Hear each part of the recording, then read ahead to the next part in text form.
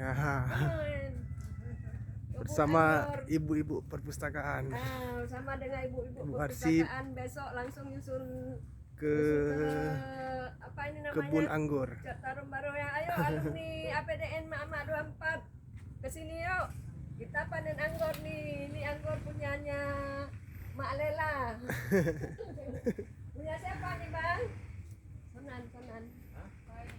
Oh, punyanya Bang Ai. Ini ownernya yang nanam anggur ini. Oh, orang kerja. Enggak apa-apa. Yang penting kan yang kelola ini kan. Yang punya di Cek Badar. Cek Badar rumahnya. Ya.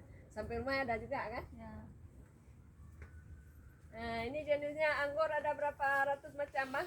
31 jenis. Oh, ada 31 jenis. Siapa yang berminat ke sini mau beli bibitnya? Silakan. Kok bisa hidup kok bisa banyak buah?